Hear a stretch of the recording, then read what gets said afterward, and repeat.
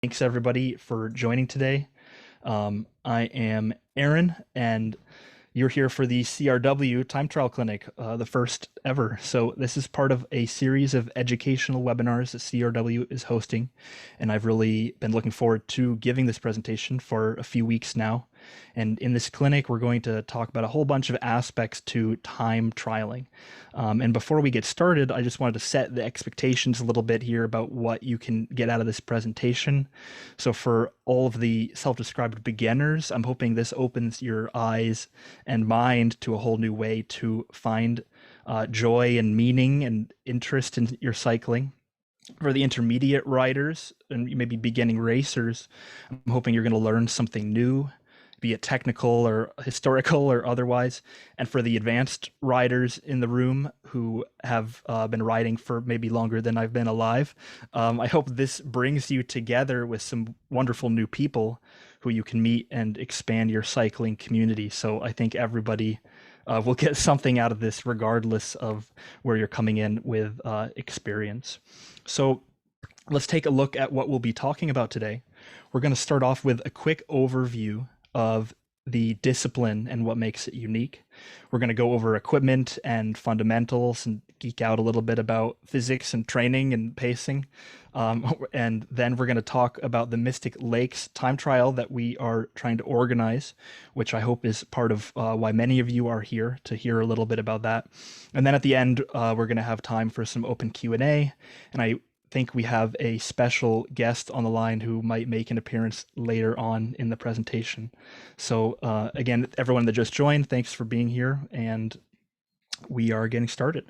So just about me, I'm Aaron. I know I've had the pleasure of riding with many of you already, but for everyone else, it's nice to meet you, and I hope we can ride together soon. I wanted to give you a little sense of my cycling background and experience so you can see where I'm coming from today and my motivation for doing this presentation. And that reason is that personally, I find this stuff a lot of fun. And I want to share that experience with you today to help you find even more joy in your cycling journey. So, qualifications wise, I got into cycling about 12 years ago while I was primarily a rower, and I've been doing it a little bit more and more every year since. And that's definitely been true for the past few years, especially living out here in the Boston area with so many great biking clubs. And as a way to keep pursuing that passion and kind of like a competitive appetite after college, I started doing like triathlon races 4 or 5 years ago, mainly because of that biking interest. And it offered me a way to race on bikes without that usual path of like crit or road racing. But of course, in 2020, with all races canceled from COVID, it was a huge letdown for me having worked up fitness and training. So I was looking for ways to stay motivated in my training. And I found this kind of concept of individual time trials as a way that it's COVID safe because it's just you, but it's really fantastic in being able to set goals and raise the bar on your performance and how you're approaching riding and doing it all on your own schedule. And now that group riding is coming back somewhat, start slowly but surely.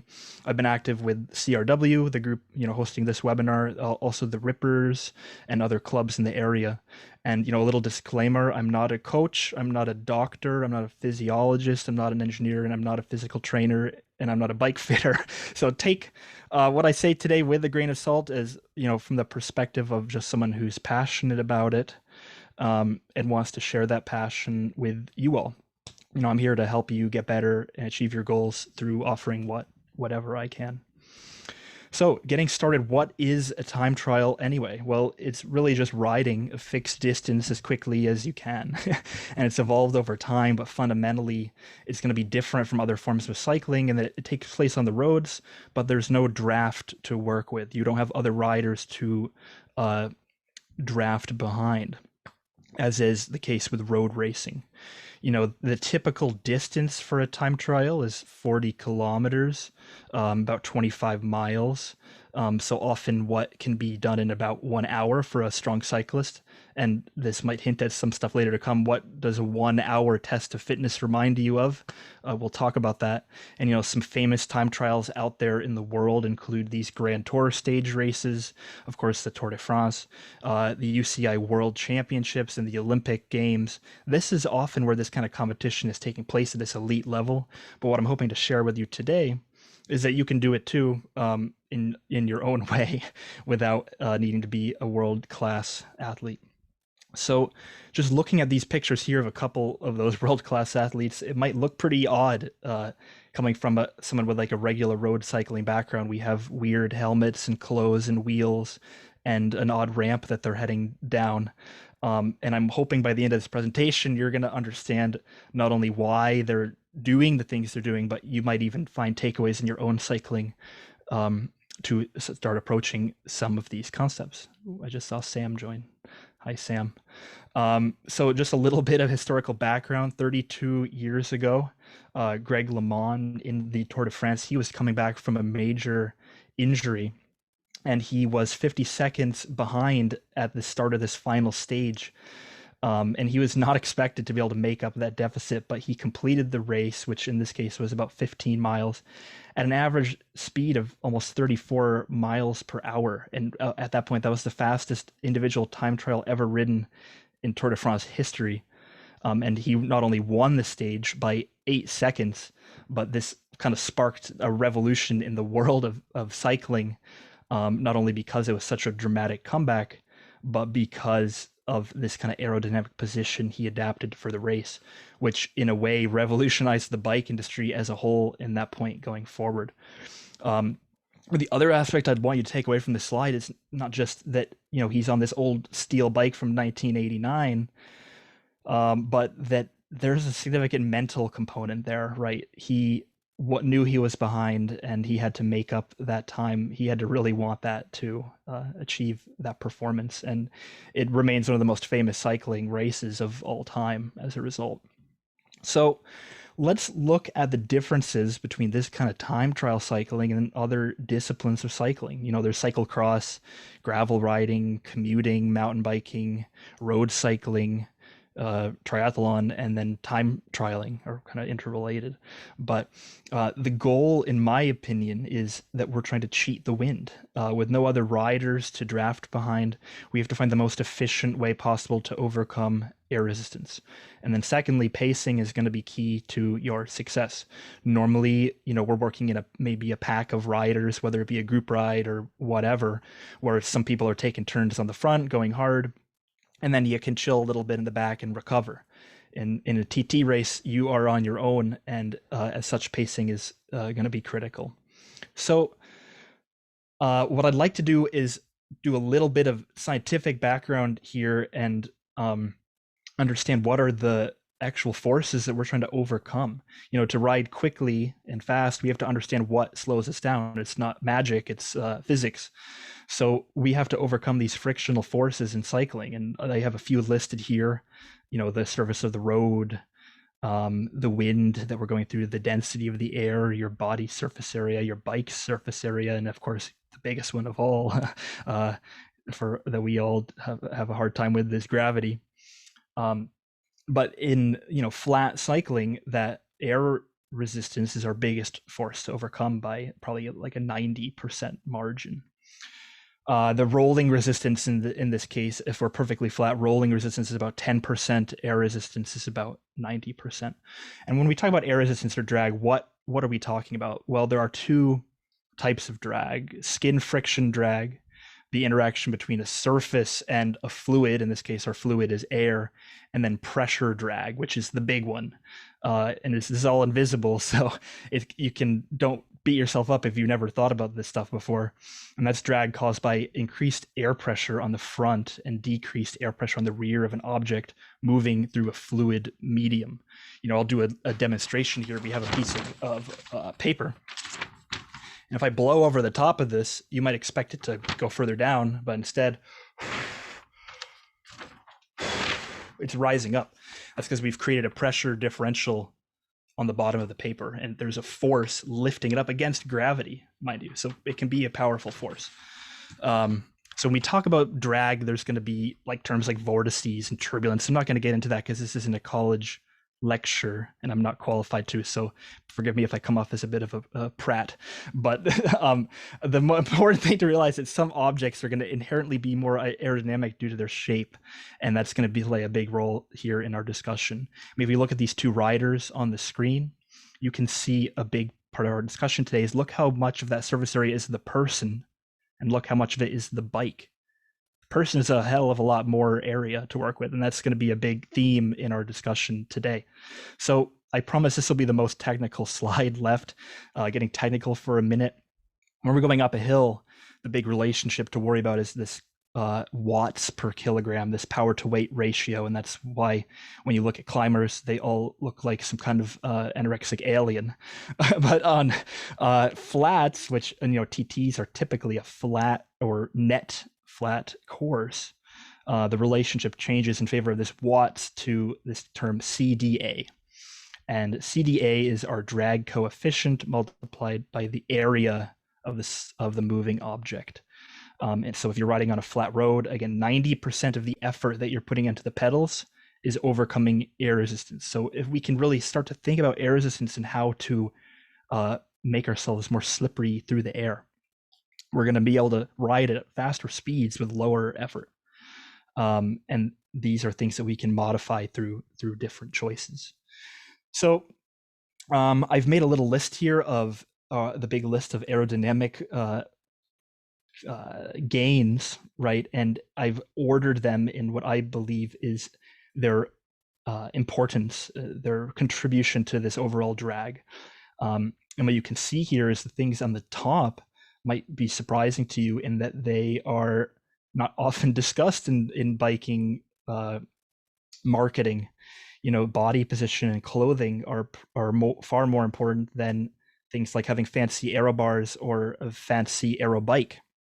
Yet, I think in marketing, we're led to believe a lot that these are so important to performance, when in reality, they're actually much smaller contributors than things like our body position, the clothes that we're wearing, and even the helmet.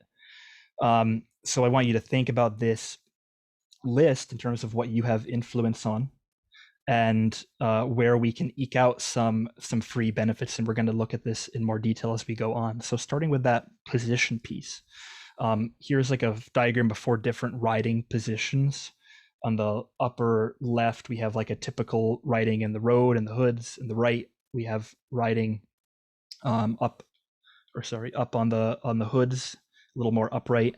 On the bottom left is like a super aero position in aero bars, and then in the lower right quadrant, that's like a mountain bike or a commuter bike where we're a really upright position. So we can see these CDA values measured. And the only important really thing to know here is that the lower the number, the lower the drag force that is being generated. So you can see the difference between the worst and the best is pretty significant. Like we're going from 0.4 to 0.2. It's a 50% difference. So from that perspective, the rider on the commuter bike is going to have to put out, maybe twice as much energy to ride at the same speed as the rider in the aero position. So we can see position has a huge influence on this number. If we look at gear compared, road bike versus TT bike, it's a smaller change, just a less than 0.1 of the value. So it's still a significant difference in that, if we're talking about racing where every second matters, these are gains that need to be eked out. But for the average person, just getting into a better position can give you as much benefit as buying a brand new bike. So think about that. And of course, none of this matters is if you're not comfortable and can't hold the position, which is a skill in itself. So, we can all theorize about like what the perfect position would look like, but if it's anatomically impossible, then it doesn't really matter. Now, this chart is way too in detail for the purpose of this webinar, but you can see this table was taken from some PhD research from this Lindsay Underwood in New Zealand. that every single change we can make can be quantified in some way. The important thing is not really thinking about this from the perspective of making a list of parts we need to go and buy, but instead understanding what makes a big difference and what makes a tiny, insignificant difference. So this was done with a 4,000 meter test, I believe, indoors. So it's pretty short, but multiplied out on something like an Ironman triathlon where they're going 112 miles, that 5 or 6 seconds turns into 5 or 6 minutes. And that's definitely enough to keep someone, on or off the podium or, hundreds of places. So things do make a difference, but it really depends what you are out there doing. The other thing I want you to keep in mind is that real life is not a wind tunnel. And when bike manufacturers especially get on and say, oh, this frame is 0.2% faster in the wind tunnel, well, real world has a lot more variables than the wind tunnel. And oftentimes it's really hard to measure these differences when we have trucks going by and wind that's changing direction in hills. So think about these things as, constantly in flux. So let's start at the tippity top of the spear here and look at what like the best possible setup looks like, and then dial it back to what us mere mortals can hope to ride, right? So this is Chloe Dygert's CT bike. She is a professional cyclist, multi-time world champion and silver medalist in the Olympic Games. This is her Felt DA1. It's a specific time trial frame made by Felt. And the good news is that by doing the right things with our own bikes, we can probably get the majority of the benefits from a physics perspective of having one of these super bikes by making some relatively small changes. And, realistically, we can get in the door for all this stuff for a much lower price point than it would cost to have the bike that the world champion needs to win the race. And an interesting question I see a lot online is what's the difference between a time trial bike and a road bike and a triathlon bike? So TT bikes, when you hear TT, usually they're trying to conform to the UCI rules, the organization that governs cycling. And they basically regulate that the bike still has to look like a bike. Whereas in triathlon, there is no UCI rules, and you get bikes that look like spaceships with crazy designs, and they actually can be more aerodynamic at the expense of not being eligible for like use in the Olympics. So for most people, it's not going to really make a difference. But from educational perspective, I thought it'd be helpful to share that. Now, here's the other question I get all the time, or see all the time online, I should say, and I asked myself as I was getting into this sport. How do we make the road bike we already have faster for TT? Well, I have a list of things we can change here, and that's a picture of my bike from a couple of years ago when I had it set up to do TT riding before I got an actual dedicated bike. So these are in no particular order, but I want to give you a sense of the fact that many of these changes are free, and many of them are a lot less expensive than going and buying a new bike. So for example, just having good tires versus like the stock tires that maybe came with your bike can make a massive difference in that rolling resistance category. Clip-on aero bars are a bit of a controversial topic, but they'll get you started, and you can have them for well under $100. Spending more than that gives you more adjustability, maybe gives you a more comfortable position.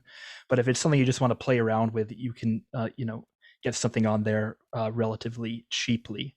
Now, this comes with a lot of caveats that I won't particularly get into maybe in the Q&A. But just to give you a sense, you can put that on your regular road bike and all of a sudden approximate that aero position, and now we've gained that huge benefit that comes from riding in that position, with a big asterisk. Deeper wheels. This is like, as cyclists, we all see like these deep wheels and we think they look awesome, and I think marketing has done a good job of that.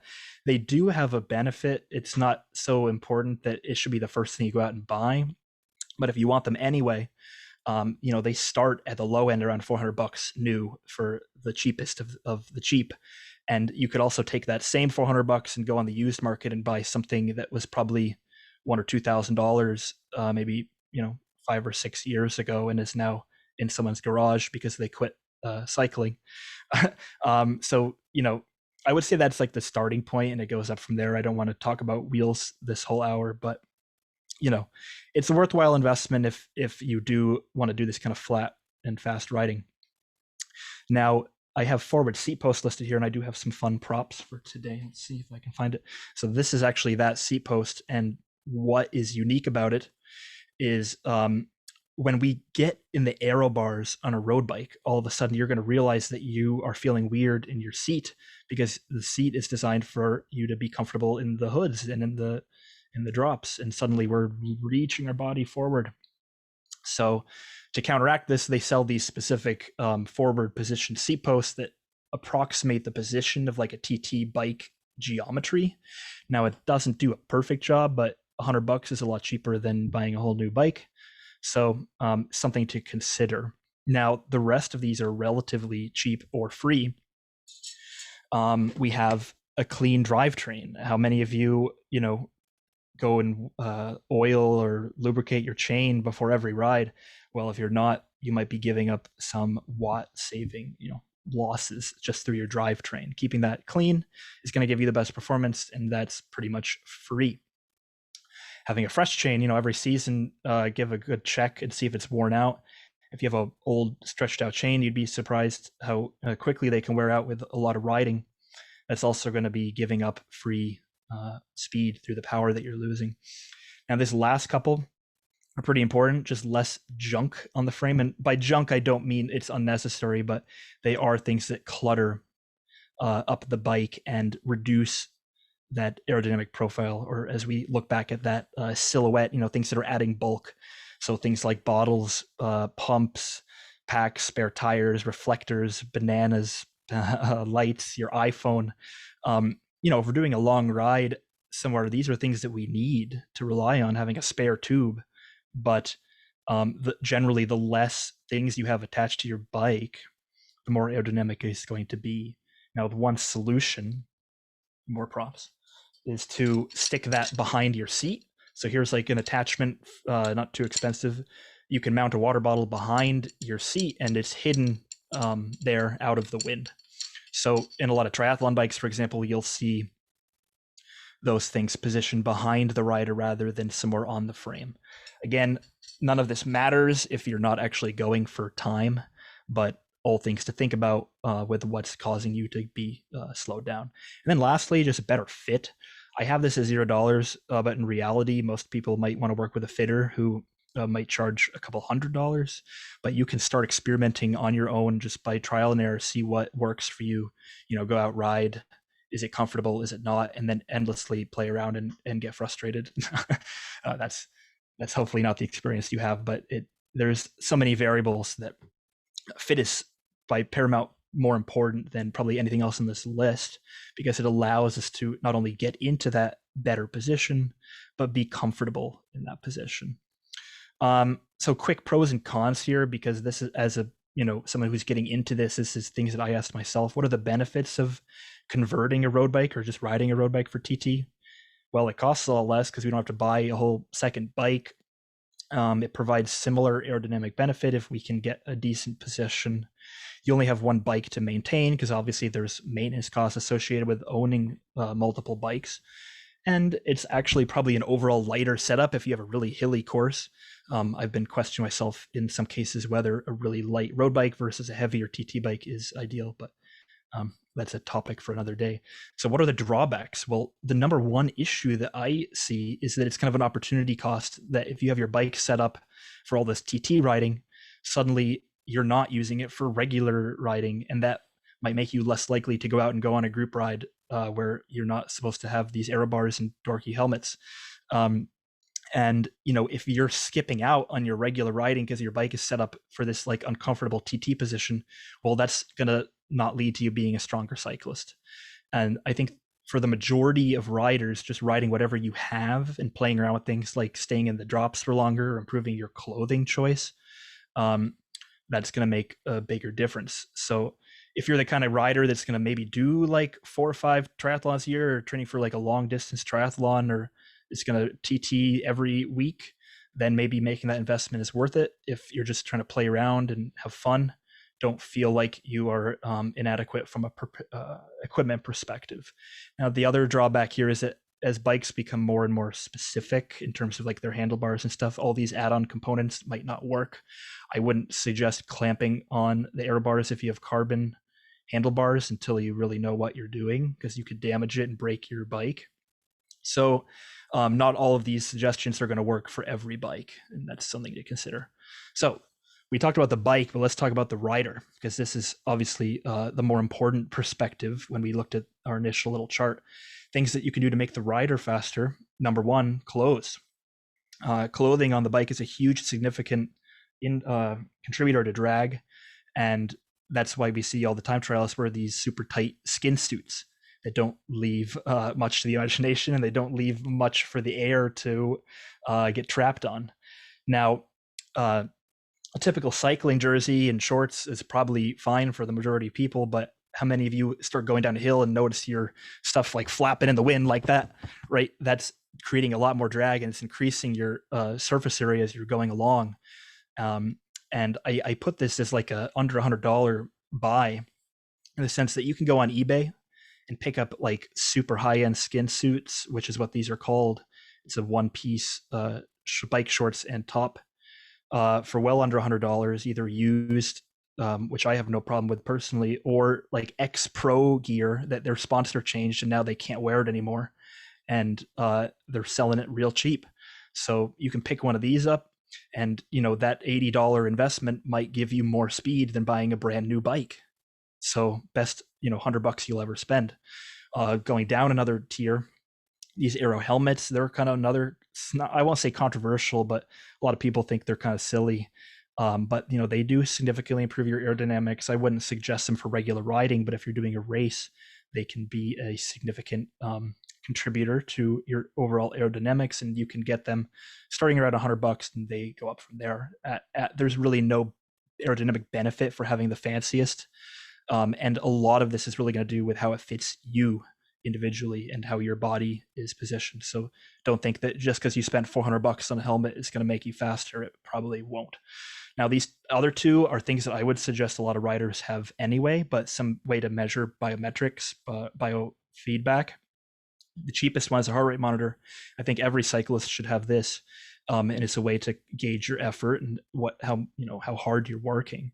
But the gold standard is a power meter, and these were super expensive. They've been getting cheaper, so I think brand new you can get them for around $300 now, and then used even cheaper than that, depending on your bike. But the things that we're going to talk about from the training perspective, you pretty much need a power meter to really understand deeply. You can approximate it by feel, but power meter is going to make it a lot better. And I'll go through the rest of these quickly, but optimizing position, we talked about that. Optimizing comfort, if you're not comfortable, you're not going to be able to put out power, and it's going to be a physiological limiter to your performance. So, none of this stuff matters if you're uncomfortable the entire time and cramping up. Better pacing, we're going to talk about that, but that's free. And then some training concepts. Riding up hills. Somehow this is like the scariest thing for a lot of cyclists, but it's probably what I suggest is going to make you stronger than any other type of training you can do. Ride up hills more and you'll get faster, and that's free. Ride more often. Like, this one is also free, and shocking how direct correlation I believe it has to performance in cycling. I probably follow like 400 people on Strava at this point, and of those that are non-pros, either just people with regular jobs that love to ride, the absolute fastest ones probably ride 300 miles a week on average year round, right? And so like that blows my mind. If I have a good week, I might get like 100 or so miles, maybe a little more if I had a big ride on the weekend. But the more you ride, the better you're going to be, period. And then lastly, and this is kind of specific to time trialing, but can apply to other forms of cycling as well. You have to just, if you want peak performance and to eke out what you are actually capable of, you have to want it more. I'm actually, another shameless plug, I'm reading this book right now, How Bad Do You Want It by Matt Fitzgerald. That's actually how I learned about the Greg LeMond example. But it shows that, at the top tier of athletic performance, your brain is actually the limiter, not your muscles. And if you want to improve, you have to work toward it. So if your goal is to just go out and have fun and relax on the bike, that is wonderful. But if you want to continually get faster week over week, you have to actually want that and be prepared mentally for what that takes. So I'm going to go through this stuff real quick just to wrap up a few things that I've learned. The saddle comfort is a big deal when we start getting into this position. Regular road saddles are designed for a completely different position on the bike. So if you start doing this stuff with a regular saddle, you might find it's uncomfortable and need some tweaking. Here's some examples of some TT specific saddles, and you'll see the shapes are kind of weird. That's because the rider is positioned more on that front, and to keep things comfortable, they've designed that as such. So the four there are TT saddles, or the traditional bike saddle on the right, just to give you a difference in shapes. They tend to have this kind of shorter nose, but again, this is extremely personal to the rider, and you'll have to see what works for you.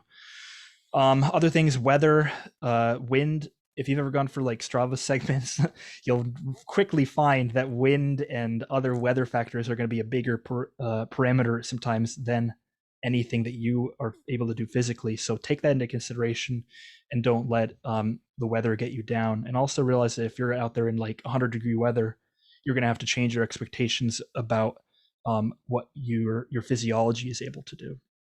And then lastly, having goals. I think by having realistic and measurable goals, you're going to be able to continually push yourself and continually improve. So if you just are out there mindlessly, just riding around or going hard randomly, you'll get faster, but only up to a point. And having these like measurable goals, like I want to take a minute off my 5-mile time, that gives you something to work toward and continually focus on. And then, of course, once you reach that, keep pushing the bar higher until you've reached your physiological peak. So from here, I want to talk a little bit about training, and this is where I'm probably not less qualified than some of you even, but these are some things that stood out to me and have helped me over the past couple of years improve. So we see this acronym quite a few times, FTP, get thrown around, and it's particularly relevant in this time trialing concept because we're riding at a specific power for a specific duration, and often if we're approaching an hour, that lines up very well with what we talked about earlier, that like 25-mile distance. So what is FTP? It's just the power that a cyclist can maintain for 1 hour. And it's easiest to test on like an indoor trainer because there's not that many places in the Boston area that I know of where you can ride for an hour straight without having some kind of stoplight or whatever. But if you have an indoor trainer, it's a great way to get a benchmark for your fitness. And why is this FTP value so important? Like, who cares that it's an hour? Well, interesting thing here is that when your muscles fatigue, they produce this blood lactate. And lactate is produced in excess by muscular cells and red blood cells in the brain and other tissues when there's insufficient oxygen at the cellular level. So this is like the difference between an aerobic effort and an anaerobic effort. And excess lactate can lead to this lactic acidosis. But blood lactate concentration is effectively how the muscles are communicating to your brain how tired they are at any given time. And if it gets too high, your brain is going to shut things down and cause your muscles to like scream to stop. Those of you that have done like the CRW rides and you're powering up those hills, chances are you're over your FTP going up the hill, and your body's like, we can only take this so long. That's why you can't just ride up sprinting up a hill endlessly. So you can see this curve here. There's a point at which that starts increasing more and more rapidly. It's not a linear gain anymore. It's like a exponential gain. And if we can ride right below the point of that increasing more rapidly, that's like our functional threshold power. So a big part of FTP and like TT pacing is figuring out how hard you can ride without crossing over this barrier and suddenly producing blood lactate at a rate at which we can't sustain. And this is very individual to every different person.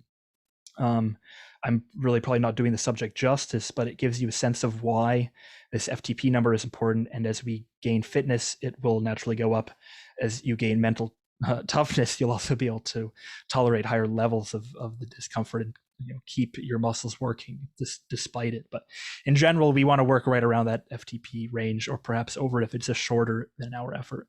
So I just grabbed these from Training Peaks website, to be honest. I don't necessarily follow like a specific plan, and I would leave this more to a coach than me to talk about. But some suggested workouts that they provided for TT development are, say, riding it like 4 to 6 times by 4 minutes at a low cadence.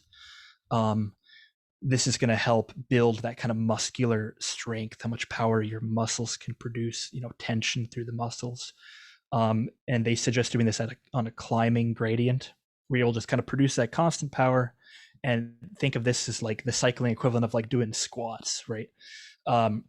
Now, a more important one that I would suggest for everybody is just comfort and bike handling skills. If you can do your recovery rides or your easy rides in a TT position, whether it be on the trainer or outdoors, that's going to help you not only adapt to that position, but be more comfortable. And then lastly, that FTP development, this is a classic one, kind of doing like 20-minute efforts at race pace. This is very similar to what we're going to be doing at the Mystic Lakes. And so I think why a lot of people ride there, so you can get a good 20-minute workout going around a couple times. And then for those of you that have like Zwift or indoor riding, there's always these time trial events on there pretty much every day. And I find this a great way to hop in and like do one of these efforts without worrying about wind and rain and cars. This keeps me motivated over the winter, just like hopping into one of these and going at it. So last couple things here in the training section before we get into the good stuff. I think being able to measure your progress is important, because so much of our perception of how we're doing is anecdotal, like, oh, I was really fast this day, or I had this result in a race, which none of us have had that for a year and a half. But using things like Strava, we can compare our efforts on a given day over time. And if we go and make changes to our bike, we can see, did that make me faster? Did that make me slower? Did it feel better? Did it feel worse? And if you have power meters and heart rate monitors, you can see, wow, I actually had a lower heart rate and lower power, and I went faster. This must be working. This is a better position. And conversely, if you're just having a down day, don't let it get you down if the opposite is true. But having that general trend is going to be really motivating and help you reach those goals if you can actually measure the performance.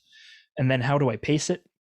That's kind of a question for you to figure out, but I found this really amazing site called Best Bike Split. It's free to get on and use, and it gets really nerdy, but you can upload any course and give it some parameters about yourself, and it will actually generate a power profile for every minute along that course of numbers that it wants you to hit, and it'll project your race time. And I've tried this out a couple times, and it's been like scarily accurate to within a couple seconds at times. So I can't promise that'll always be the case, but if you're looking for like a pacing plan, I highly suggest playing around with this, at least the free version. So bringing it all together before we get into the event that we're trying to organize, this discipline is really a combination of 3 elements, in my opinion. We have the power side, the cycling fitness, your physiology, and the power transfer. That power transfer piece is more complicated than it might seem, but it happens effortlessly when we're riding. When you work, your muscles are contracting through your legs, which is creating power into your shoes, through the pedals, through the spindle, through the crank arm, through the chain rings, through the chain, through the cassette, through the hub of your rear wheel, through the spokes of your rear wheel, through the rim, through the tire, and then finally onto the pavement, and then the sand that was on the road and you're slipping out. Like, it's a complicated process, but these are things that are happening without us thinking about it, and all of those have some factor of what's going on. So don't worry about it, but just realize that it's all connected. And then aerodynamics, we talked about that a bit today, but again, that rider position, your equipment selection, and then of course the weather and the prevailing wind. And then lastly, the biggest part that I don't think people talk about enough is just your mind, your willpower to work hard, knowledge of the course, to know where the hills are, where to maybe coast, where to go hard, where to turn. That takes practice and it takes experience. maybe years of mental development. And that pacing part, which is it's a bit individual based on wherever you're at, but if you go out and gun it in the first 2 minutes and you go anaerobic and you crash, well, that's going to be hard to come back from compared to knowing your limits and being consistent. And as I've analyzed a lot of people that do these different time trial intervals, the best performers are almost always like this flat line of not just their heart rate, but the power they're putting out, the cadence they're putting out, they're in control. So all that comes down to the mental side. So from here, I want to take a few minutes and talk about what I hope some of you joined us for today, and that's this Mystic Lakes TT, a fun and friendly training series by CRW. So last year, this is a concept that I came up with after all these races got canceled, and I'm like, damn, I'm bummed out. I want to do something fun here and have a silver lining at the end of this summer. So in the fall of 2020, we started posting that we're going to do this TT, and over the course of like 5 or 6 weeks, we had more than 40 people come and do it. We had 6 official weeks of events, and ages I think 19 through 70 participate. So this is truly an event for everybody. We had a couple like informal meetups where people came by, I took pictures, and people had a lot of fun. So my hope over like the whole winter, I was thinking, how can we replicate this in 2021 and get people back to racing, not racing necessarily, but performing out there. So here is kind of what my idea sits like right now for this event. As for those of you who don't know, we have a course that goes around the Mystic Lakes. It's exactly 5 miles from start to finish at the same point. And for this year, I'm looking to expand that to a 10-mile option as well, where you'll actually go around twice. Is in terms of how we measure performance, there's going to be categories for having like aero bars versus non-aero bars. A regular road bike or whatever you have, totally fine. You'll be able to compare yourself to your peers, different age groups. And what I'm really hoping to add is this concept of like a weekly meetup where we can, meet before the event, go out one at a time and, kind of cheer each other on or talk afterwards, or just have some of that social element that I think all of us have been missing. And then that'll also give an opportunity for things like photos. My other COVID hobby has been getting into photography, and I'd love to have a chance to do some of that around you all on your bikes, and offer that for free. And then lastly, I've been talking to Rami about this. We're hoping to do a participation-based prize system where the more you come and do this, the more entries you will have to win some of this new CRW gear that's coming out. And just by coming and being part of this, it's not going to be tied to speed or fastest or whatever. It's just tied to coming out and doing a lap of your choice at the speed that you like to ride. So I'm going to be sending out some early sign up access to everyone on this webinar to sign up. There will be actually like a sign up process this year, although I can tell you for CRW members, it will be a free event. I'm hoping to start in May. I'll be announcing the date probably in that email. And by then, I think for those of us who are hoping to be vaccinated or in the process of being vaccinated, there'll be an opportunity to have some of that have taken place. But again, the risk here is pretty low considering it is an individual event, and we're not riding in a group. And all the segments and things that I'm sharing today are subject to change to maximize safety. So don't go out and try to win it just yet. But I want to give you a sense of what is to come as we're finalizing the details for this. So just like a few ground rules, and these are also subject to change, but things that come to my mind. We'd like people to sign up in advance and accept the ride waiver that is the same for all CRW rides. Remember, this is not a race. If it was a race, we would have a closed course. We would have safety marshals. We would have a bigger waiver. So, you're going out there and you're training hard and you're trying to maybe beat your best, but you're not racing other people and you're not going to ride in a way that's unsafe. So to that extent, a helmet is going to be required, just like every CRW ride. Because this is a course that's open to traffic, I've tried to design it in a manner which is going to be as safe as possible for cyclists, but there are places that we are going to need to be careful and use our brains. So we'll go into that in more detail with like the official course when it's announced. Of course, no drafting because that would defeat the whole purpose. Passing only if safe. This is going to be really important if there's multiple people out, especially like a grandma riding around enjoying her time around the lakes. We don't want to make people on their bikes feel unsafe by flying by.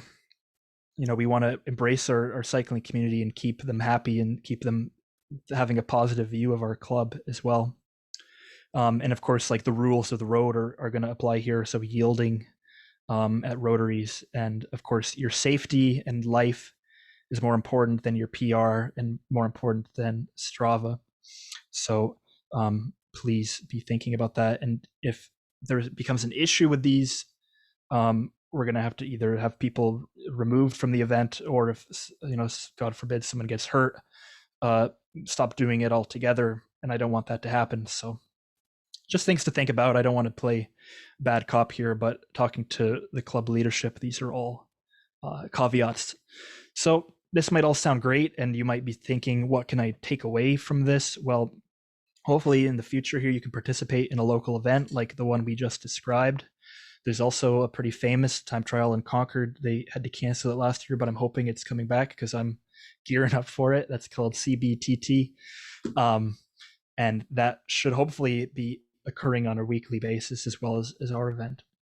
There might be various other regional events popping up.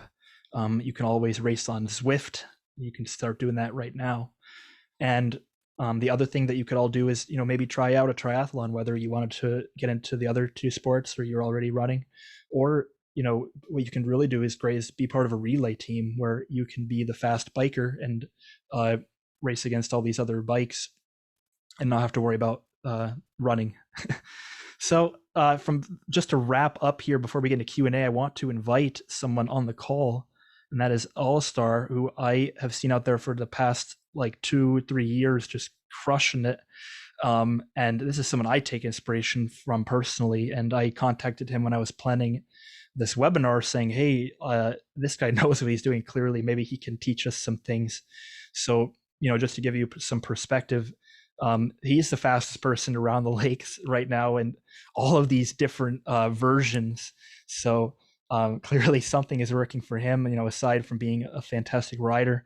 And I wanted to invite him on the call quickly to tell us his favorite couple tips for both training and racing, because I believe he has a racing background. So Alistair, are you here? I think you're muted still, but you should be able to unmute. There we go. Thanks, Aaron. Yep. Can you hear me okay? Loud and clear. Well, thanks for having me. I'm humbled by this slide and grateful to be here. And yeah, I'm Alistair S. Hope to meet everybody out around the lake at some point this year. And I do have a background in road racing and time trialing. I'm originally from the UK, which has a very strong tradition of time trial bike racing in particular. But I should also add that unlike the pros and that kind of thing, I certainly don't train in great volume. I average much less than 100 miles a week in my training. And so I think the main thing I'd like to emphasize, aside from just my gratitude to Aaron and CRW for supporting time trial riding and training, and for inviting me here, is a couple of tips to help maximize the speed you're able to ride with, given whatever constraints you might have in your training or your fitness. And it really boils down to thinking with the caveat that there are many, many reasons to enjoy being a cyclist. But when it comes to time trialing, the point is, how fast can you go? And important, I think, to keep in mind, that's not how hard can you ride. or what average watts can you produce. It's really how fast can you go, how quickly can you handle whatever challenges the particular course throws at you. So when it comes to training, it's easy to think of the point of training as being to get fitter or to get stronger. But it's also worth thinking with respect to time trials that the point is to learn how to get faster.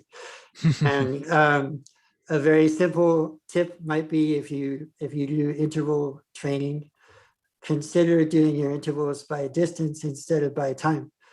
You know, if you tell yourself you're going to ride as hard as you can for X number of minutes, then there's a sense that you're just trying to run out the clock. Interesting. Whereas what Aaron, I guess, noticed on Strava is I do a lot of my efforts by distance, 1 lap around the lake or 2 laps around the lake or whatever. And there your motivation is to get to the finish line as fast as you can. And that suggests a few things, like it's helpful to be fit, but it's helpful to do all the other kinds of things that Aaron described as well, like figure out how to slip through the air and think about where to spend your energy as advantageously as possible. So the basic thing with training, I said, think about sort of, you know, teaching yourself to try to ride fast, not just hard. And the more advanced tip, I guess, with training would be to experiment with your position on the bike, your body position, and particularly kind of how low you crouch with respect to different speeds that you're going. I think for almost all of us, there's a trade-off between how tightly you can tuck your body down and how hard you can really ride. And the more quickly you're moving through the air, the higher a priority it is that you be very, very low and very, very narrow. Yes. Because as someone mentioned in the chat earlier in the session, the wind resistance increases not just linearly with how fast you're going, but the faster you go, the more important it is to cut through the wind. It's much, much, much harder to go 30 miles an hour compared to 25 on a flat road than it is to go 25 compared to 20. What were you going to say, Aaron? I was going to say, I glossed over this a little bit earlier, but so if we look at this equation down there in the lower left, that's the drag equation. And the term V here is the rider's velocity. And you can see that square, right? So it's a square relationship. As our velocity increases, it's not just a doubling, but you know, to the second power, which is exactly what you were referring to. You know, to go from 25 to 30 miles an hour is significantly more resistance to overcome than going from, you know, that 10 to 15 or even maybe 10 to 20. And that has big implications. I think it's natural for many of us to sit up when we're going uphill. And obviously at the other extreme end, you might tuck and not pedal whatsoever when you're going down a steep hill. And there are lots of you know, points in between where if you're pedaling up a false flat, not a really big hill, but it may be worth just sitting up a tiny bit higher if you can put out a bit more power. But by the same token, you know, if you're on a downhill that requires pedaling, it's actually much more important to be low than it is to pedal as hard as you can. And with that, you should not expect to be able to train sitting up as high as you can and become good at pedaling really hard while you're sitting up tall, whether it's on the trainer or riding outside, and then expect to be able to crouch down as low as you can and pedal just as hard. So I do a lot of my training, even when I'm riding easy, I try to hold that time trial position to practice feeling comfortable in that position. But more importantly, again, experiment in your training where you can afford to give up a little bit of strength in exchange for slipping through the air. Exactly. Then when it comes to racing, it's really the same same kind of thing. It's about, given the nature of the course with uphills and downhills and corners and wind and whatever, where can you spend your energy to the best advantage? And I I assure you that my watts per kilogram and that kind of thing is very, very far from elite, and it never was very good, even when I was at my racing best, I don't think so. But I've managed to do okay learning how to get the most out of the strength and the endurance that I had. So the basic, there's sort of a basic and an advanced point I have about racing as well. The very basic point is figure out what kind of effort you can sustain for a given duration, and then don't go out too hard. The tempting forbidden fruit, right? The best way to think of this, in my opinion, and it took me literally decades of race. I've been racing since I was a little kid. Took me literally decades to stop making this mistake. But think of it this way: there's some set pace that you can sustain for, say, 20 minutes, not even an hour. Surely, whatever pace that is quite a bit slower than the pace you can sustain for 1 minute or even 5 minutes. Therefore, if you're trying to hold that 20-minute pace, the first minute ought to feel pretty easy. And even the first 5 minutes probably ought to feel fairly easy. So for me, the first quarter of a time trial is almost always about avoiding riding too hard. And to the extent I would look at a power meter during the first quarter of a time trial, I'm lucky enough to have one nowadays on my time trial bike. If I look at it, it's largely to make sure that I'm not going too hard, which is sort of, might be counterintuitive, but you'll be grateful in the final quarter of the time trial that you didn't go too far above what you can do. However, and the advanced point is that in my experience, a time trial, unless it's pan flat, a time trial is actually all about going too hard and then too easy over and over and over again. It's not really written exactly at a steady state, unless the course is very steady state. It's all about learning where it's worth going a little bit harder. And long story short, the more slowly you're going, the harder you should be pedaling. And the faster you're moving through the air, the less it matters how hard you're pedaling, and the more it matters how slippery you are. So if you're riding around the Mystic Lakes course that Aaron has created for us, I would think of that as a series of about 18 or 19 different try a little bit harder going uphill, and then recover a little bit and try to be as low as possible going downhill. And I'm happy to answer questions about it, but practicing, experimenting with where to spend your energy, and generally that's why you're going slowly, and where to really try to save energy and just be as small through the wind as you can. That's generally wherever you're going as fast as possible. And finally, don't hesitate to slow down for traffic on this course if you need to. Oh, yeah. It's a really nice to be able to make a series of right-hand turns, and sometimes there aren't very many cars out there, and sometimes there are.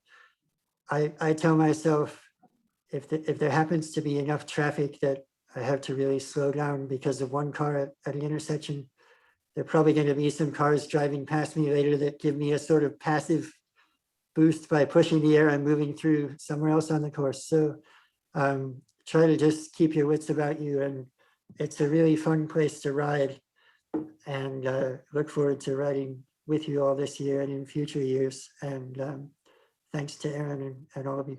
Yeah, well, thank you for coming on and sharing some of that wisdom. I think, the pacing equation, clearly it takes a lot of time to figure this stuff out. So just gaining that experience and seeing what works over time is going to be the winning strategy, it sounds like. I do want to kind of open it up at this point for anyone who wants to ask a question or, talk more about the event specifically. We can have you unmute and talk, or we can read it from the chat. But I did want to thank everyone for coming here today. Again, there's probably going to be more to announce about this Mystic Lake series. Again, doing it in a safe way is the most important thing for me. So once we know we can achieve that, we can, announce the details and figure it out. And I think it's going to be a lot of fun, especially given that we have many months to work here before next winter. I saw there's a good bit of banter, some good stuff going on in the chat now, and trying to determine which of those are actually questions. But feel free to throw something in the chat if you want us to address it, or perhaps go back to a slide or elaborate on anything. And at this point, the participants can just unmute yourself if you just want to speak. This is Frank. Everybody hear me? Yeah. Hi, Frank. Hi. This has been very interesting. If I do this, I saw the list of people last year, and the age range was from something like 20s to 70. If I do it, I'll be 74. So I'm going to break the age. You're going to break the record. But there was a question from somebody about cadence. I don't know if you saw it in the chat. Oh, I see. And we were trying to answer it ourselves as something 90 plus, but we would like some professional thoughts on that subject. I think, it's one of the more, I won't say controversial, but debated topics in cycling. And I think similar to running in some regards, everyone has, for their own body, their own physiology, an ideal cadence for a given, let's say, gradient. And some of that is going to be determined by the gearing of the bike, how big is our chainring and cassette ratio, that sort of thing. But I think it is, in my opinion, it comes down to the rider individually rather than there being some golden number to achieve. I know personally, I tend to, if I look at my good performances, it's on the flat somewhere between, in the 80s. I've been also, you can consider an uphill, going up a mountain, its own form of time trial as well. And in those cases, there's been a lot of talk about, is a high cadence the correct approach? I've had favorable results with it myself. That could be down to my own physiology. Alistair, I will see if you have any comment about cadence and what you've learned over the years, if there's something we should all be working toward or thinking about to help answer Frank's question. I agree that it varies a lot from person to person. I think it also depends a little bit on the speed that you're riding, but I would say if you're time trialing on a range between, say, 20 miles an hour and 30 miles an hour, the ideal cadence probably ranges from about 90 RPM up to about 110 RPM. And which is fast. That's high. Yeah, a high cadence can be helpful for saving your muscles as well. So you might use a slightly higher cadence early in the race. Normally, the more tired I get, the lower my cadence has to be. Awesome. Well, hopefully that helps, and we look forward to seeing you out on the course and winning that age category. It's creating a new age category. Yes. Well, all ages and everyone is very welcome here. Anyone else want to jump in? Actually, just a question. We can expect something in email informing us of when the Mystic Lakes activity actually starts up in earnest? Correct. So the good news about all of you registering for this is I have your email now and can send you the information. And I plan to do that very soon, especially for all of you who signed up for the webinar. Okay. I have one question tied to equipment. So the one thing I didn't see there is tubeless versus tube tires. And I had heard that that tubeless tires actually saved watts. Yeah, this is again an example of where technology keeps advancing, and tires have changed quite a lot over the last 30 years. Some of it comes down to preference, but again, that all of anything with a tire, unless we're talking about the aerodynamic profile of the tire, which is, marginal, it's pretty small, has to do with that rolling resistance factor. And I am not an super expert in the tubeless versus tube debate. A lot of it comes down to the weight of the tube. So having a really light latex tube is going to be better than a heavy butyl tube if you have that choice. So again, more expensive usually means faster, but sometimes more puncture prone. So there's a lot of trade-offs there. I would say that tubeless will provide a benefit for many riders, but it probably won't be giving you minutes and minutes of time, if that makes sense. The interesting thing, to go on a tire rant for a minute, all the top tier riders in the world for quite a long time were riding tubular tires where they're actually glued onto the wheel, and they offer, as a result, even better performance. The downside is if you get a flat, well, good luck changing that on the side of the road. That's why they have cars with 15 wheels on the top and just give them a new wheel. As amateurs riding around for fun, we don't necessarily have that luxury. But if you want to get some really good speed at a low price, you can actually pick up some of these tubular wheel sets really cheap, dirt cheap for very high-end wheel sets, just because they're such a pain in the to deal with. So hopefully that helps answer your question a little bit. And if you honestly, any of the topics we talked about today could be their own webinar in terms of how deep they go. So just if you have an interesting question with comparing gear or what's faster, chances are tons of people have been arguing about it on cycling forums for the past decade. If that helps. One quick question. Oh, sure. I think I'm echoing here. Someone's For some reason I'm echoing. might just be your speakers. Yeah. There we go. I'm going to put my question in the chat because Okay, I'll read it for you. yeah. Thanks though. So here, I like Andrew's idea. What about a food truck after the TT? So this is something that maybe not a truck, but Rami and I were talking about as we get this kind of meetup aspect off the ground, have a specific day where we're going to try to gather and COVID stops being as much of a detriment to our social side of cycling.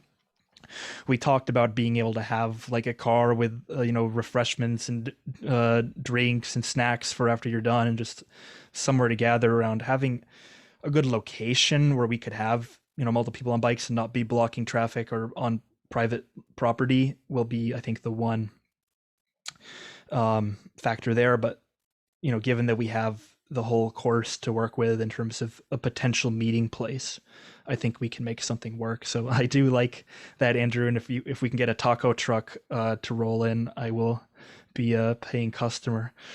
So Michael has asked, how long should someone stay in Aero during the flats? I can only go about 5 to 10 minutes at a time.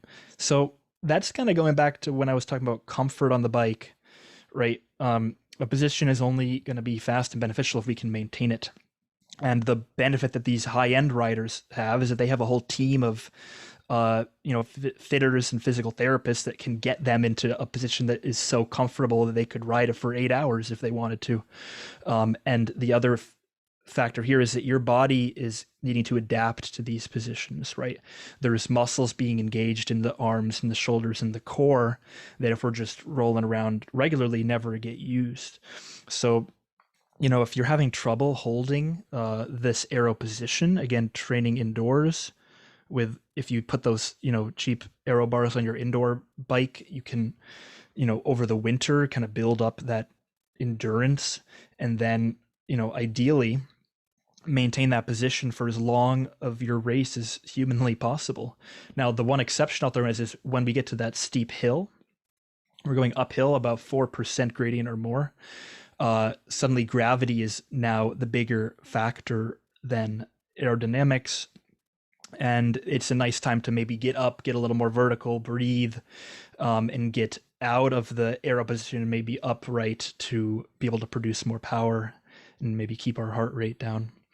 So, again, if the question is how long does someone stay in the position, well, the answer is as long as they can, and you can gradually increase that ability over time. It's something I'm still working on, but obviously will lead to some benefits. Another question, is there a recommended different PSI tire pressure for TT versus more traditional road ride? There's a couple factors here, and this is, a little bit of a technical question, but it's really going to depend on what tire you're using and what are the characteristics of that tire. Again, if we're doing a long road ride just for fun, we don't want to get a flat and be stranded, and comfort might be a little bit more important if we're riding for 2 or 3 hours instead of 20 or 30 minutes. So I'll say go with kind of there's a lot of calculators online. Actually, you'll be able to put in your exact weight, the weight of your bike, the tire you're using, and it'll tell you what PSI to run. But again, this is kind of the thing where I think it's worth experimenting with and seeing what works for you.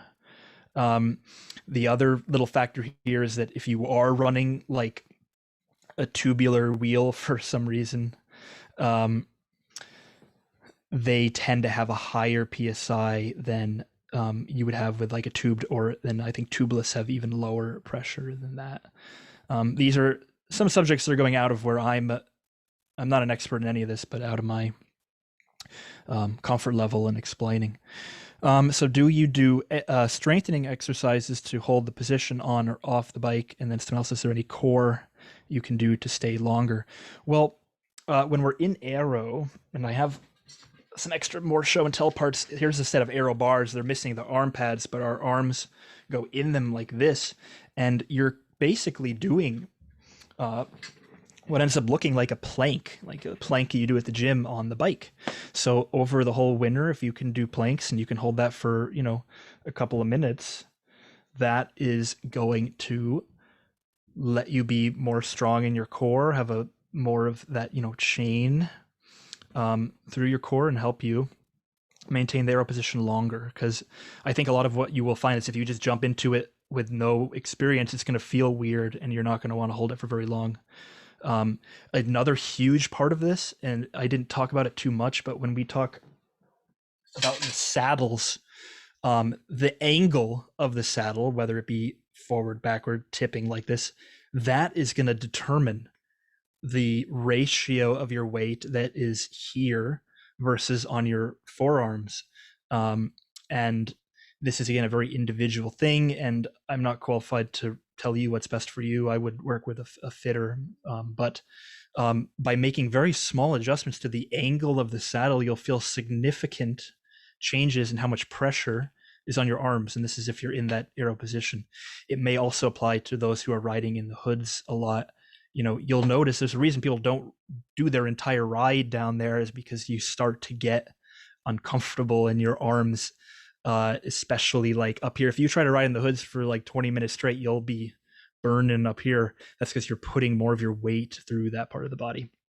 So hopefully that helps. And these are all subjects that you can learn about online as well in a lot more detail.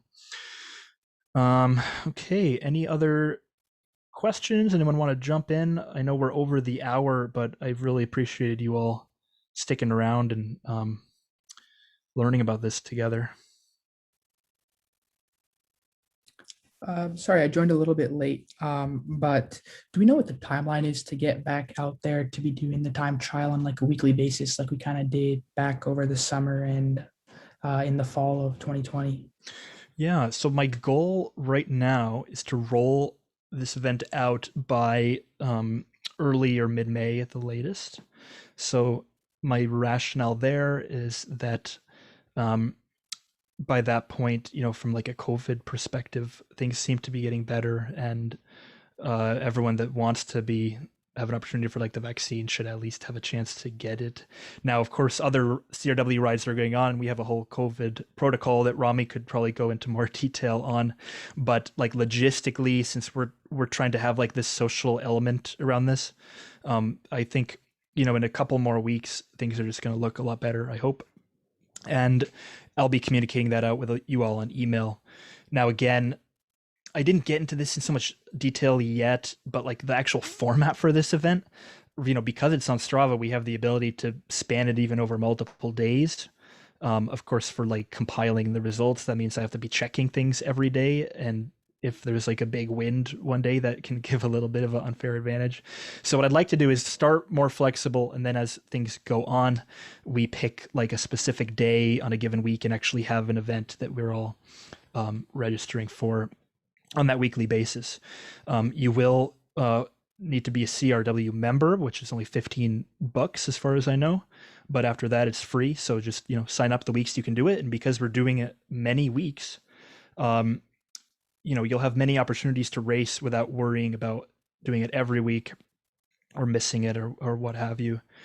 I know personally, I probably won't be able to do it every single week, but given that we have between now and fall to pull this off, we're going to have a lot of opportunities to get out there.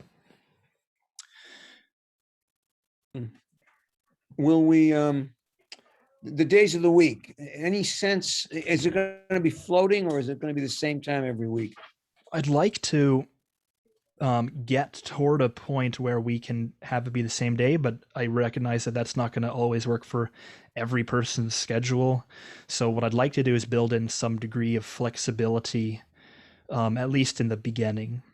For example, for myself, I know that Saturday mornings will not work for me Gotcha. like this, but Sundays could. And of course, making it every week would be difficult. But just having some degree of flexibility or variability. Yeah, and thankfully, because it's virtually timed, we have that luxury. We don't need someone out there with a stopwatch. My other intention is to find a time that's safe. Like if we realize that right after work is when every rush hour traffic happens and it's just not going to be a good idea to have 30 people going full gas, then maybe we reevaluate and make it a morning thing or what have you. But in the sign up sheet that I'm going to send out, there's going to be a tab where you can put your preference for days, and that'll help me guide some of that decision making around maybe what days we'll offer it, or what works for the majority of people. Obviously my goal is to get as many people participating as possible and make it fun. Again, you're only racing yourself, so it's not about fairness is not like at the top of my list of priorities, but safety and participation are. So just think about that and know that it's going to be a lot of fun, and hopefully just one aspect to your training and racing experience. So now, Aaron, what we did last season, people had one full day to race the course, to ride the course at any time they choose during that day. I'm expecting that we do the same for now until we see the COVID situation, which may or may not change sometime soon, but we could, assuming we could possibly open this season with a similar protocol of it's an open course, ride it at your leisure, submit whether it's a Friday or again. So then you can decide the day, but it's a big range rather than you get 2 hours or. Exactly. And again, given that many people are like working from home right now or have more flexible schedules, from your own enjoyment standpoint, you might find that if you go out either in the middle of the day or super early in the morning, like 5 a.m., that you're going to have a better experience because there's less traffic. And again, that's a reality that we're going to have to work around. and having that degree of flexibility around time makes it, safer, in my opinion. I do want to encourage people eventually to try to do it around the same time, just for that social meetup. Or you could even, ride the course and then come back and hang out later too. There's going to be endless opportunities for that taco truck. But yeah, until then, I think we need to keep it a little bit more open. Just because I see Dan asks, is it early AM, late afternoon? And I think for now, we really would rather full day. not have people congregate too much until it's a little bit safer. Awesome. Well, we still have like 25 people here. Are there any more questions or things that people are curious about? Anything? Nothing? No questions are too silly. And I was just typing an answer to Juliana and Dan about stretches and things to hold the low position, but I'll just say it quickly out loud instead, which is I agree with the doing planks and trying to stretch the hips, which Aaron and Sharon mentioned in the chat. For me, the biggest thing is the back of my neck getting tired when I'm trying to, keep my head low and just look up through the tops of my, and I don't have a really good off the bike exercise for that. So I try to force myself on some of my easy rides when I'm just spinning my legs very easily just to recover or have a nice time out, make myself hold that position. And that way I'm sort of training something that needs that extra work, even when my legs are getting recovery. It doesn't sound like fun and it's not very fun, but if that's how I can eventually build to being able to, spend an hour or more holding myself as close to that tucked position as I can. Like, I think it's worth mentioning that in photos and video, this stuff looks like so glamorous and exciting. In reality, it's a little less comfortable, and I still find it fun because I'm a weird masochist like that. But it's if you're looking for the most joy of just riding around for fun on a bike, getting in this cramped aero position is not it. I think that is part of why, in the United States at least, it's not a very well-known or popular sport, maybe outside of the triathletes. So I don't know exactly where I was going with that, but just recognizing that, in marketing materials especially, it looks like, easy as pie. In reality, there's a reason why it can be uncomfortable, but that's, I guess, part of the game. The trick is just minimizing that level of discomfort as much as possible while still being in that position.